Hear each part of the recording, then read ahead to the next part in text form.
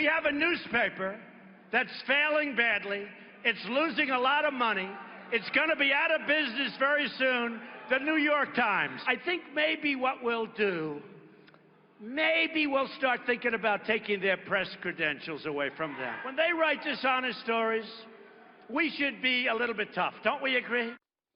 Well, Donald Trump blasting the New York Times after it published in an article hitting at a major discord within his party. Is this just another example of media bias, or is there something to this? Justin Miller is a senior communications advisor for the Trump campaign, and he joins us now. We appreciate you being on the program. Thank you. Good morning. Thank you for having me.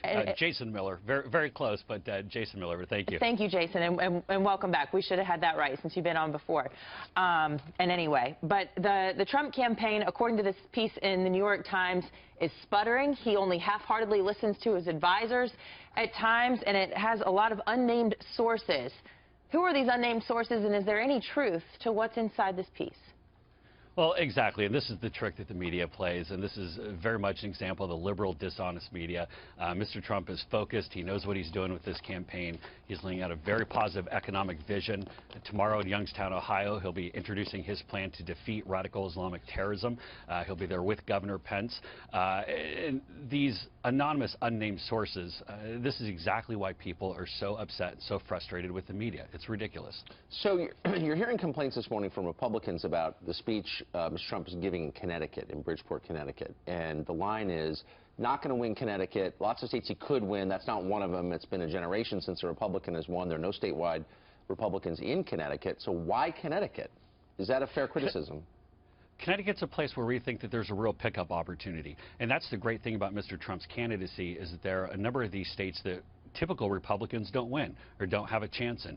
We look at Pennsylvania, we look at Michigan, we look at Connecticut. These are places where Mr. Trump has ability to expand the map. So not only is polling right now showing that we're doing very well in places like Ohio and Florida, key battlegrounds, we think we can also expand the map and put the Democrats on the defensive. I want to play some sound, Mr. Trump talking about Pennsylvania. And the only way he thinks he'll lose Pennsylvania, meanwhile he's down by double-digit numbers there at the moment. Take a listen. The only way they can beat it, in my opinion, and I mean this 100%, if in certain sections of the state they cheat. Go around and look and watch other polling places and make sure that it's 100% fine. So the only way he'll lose Pennsylvania is if there's cheating? Is that accurate? Well, going into Election Day, we think we're going to be in a spot where we're in a very strong position in Pennsylvania. We think we're going to win the state. We think we'll be leading going into Election Day. One of the things that we believe very much is we want open, honest, and fair elections. We want to make sure that that happens in all states. Pennsylvania being a key, important state, we'll be watching very closely there and making sure that we're turning out our people to vote. And Jason, to go back to that New York Times piece, because it is getting a lot of attention, especially with Donald Trump yesterday saying in some respects that he may consider even removing the press credentials for the New York Times, calling it a failing newspaper. Inside that piece, it talks about him acting erratic and sullen when he's not in front of these big crowds. Is there any truth to that?